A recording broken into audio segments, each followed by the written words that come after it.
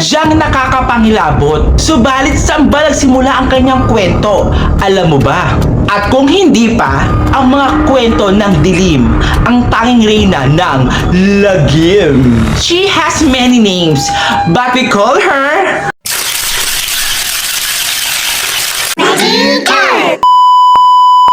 Hi mga super friends!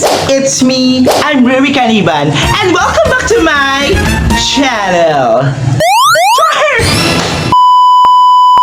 Hi mga super friends! For today's video, Halloween edition. Wow! Char! Yes mga super friends, for this video mga super friends, let me share with you ang pinaka nakakatakot at pinakasikat ng Filipino monster that I know growing up. Dahil mga super friends, nandito ako para bigay ng lagim sa mga lungkot yung mga best. Sadyang nakakapangilabot, subalit saan ba nagsimula ang kanyang kwento? Alam mo ba? At kung hindi pa, ang mga kwento ng dilim, ang tanging reyna ng lagim. She has many names, but we call her Manananggal.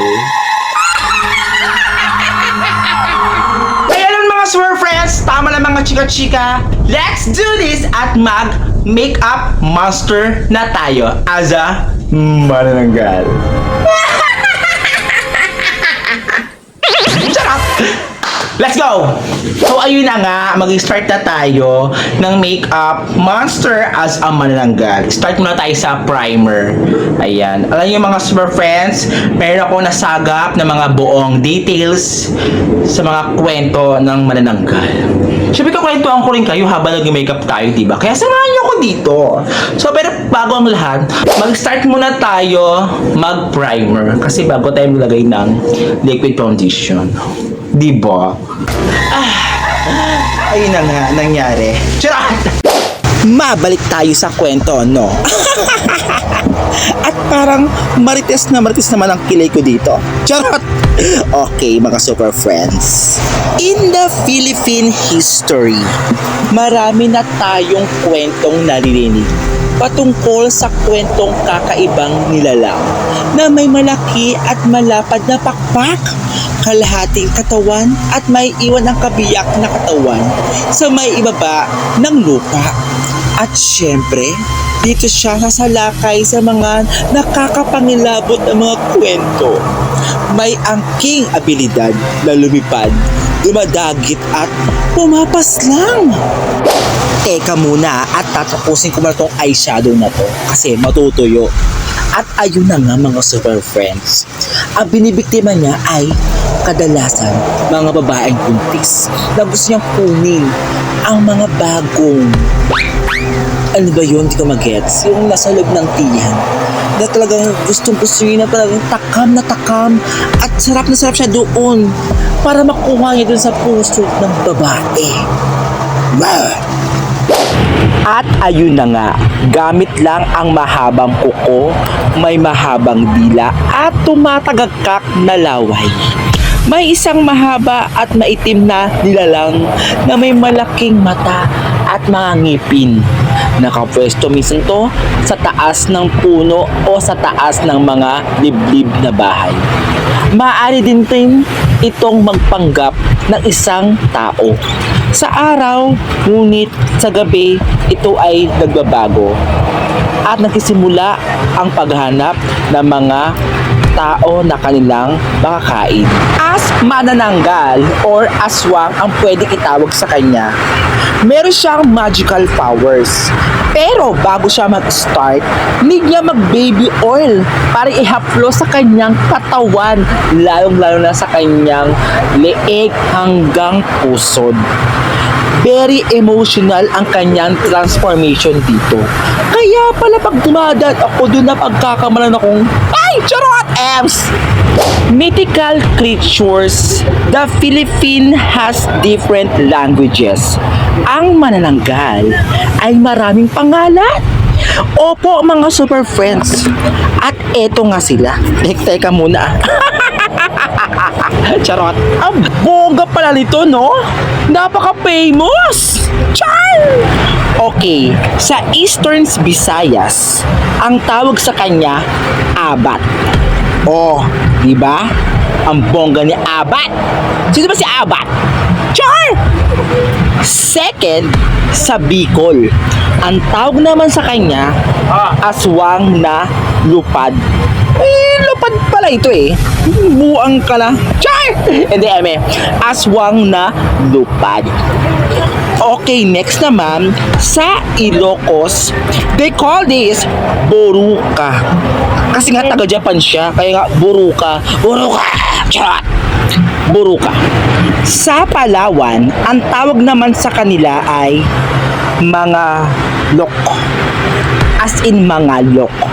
Yon. Sa residente naman ng Aklan, ang tawag naman ay wak-wak. Ganon. Yung pala yun. Kaya pala si mukhang wak. Charot! Ayon sa mythical creature in the Philippine history, may mga iba't ibang paraan upang makaiwas sa manananggal. Tulad ng mga manggagamot, mababarang, or what na sa tagal-tagal lang nangyayari at ngayon natutuloy pa rin ang ganyang kwento. Unang-una, paggamit ng sagradong bagay tulad ng krus or rosaryo. Pangalawa naman, pampalakas ng loob gamit ng bawang or holy water. Maraming mga kwento at alamat ang umiikot sa manananggal. Is a legendary creature from Filipino folklore. Kaya naman mga super friends, this is it, my transformation as a manananggal.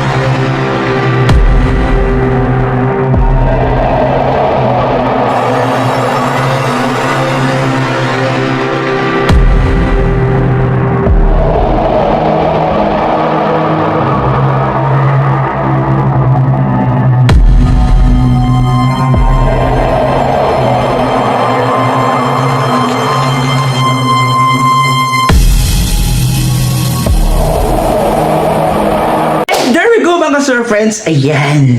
Nakita niyo ba ang aking transformation as a manananggal for this video?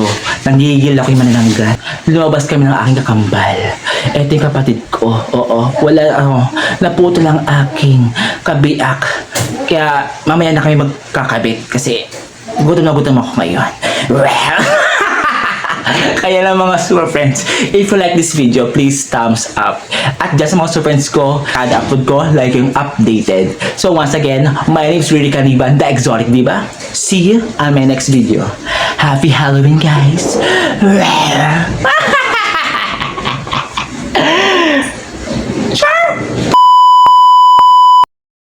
One, two, three, go!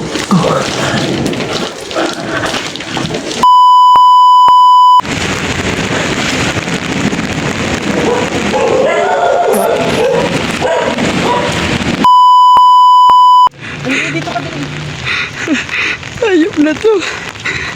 One, ikaw na mag... I love it. Thank you for sponsor. Ayan, I love it.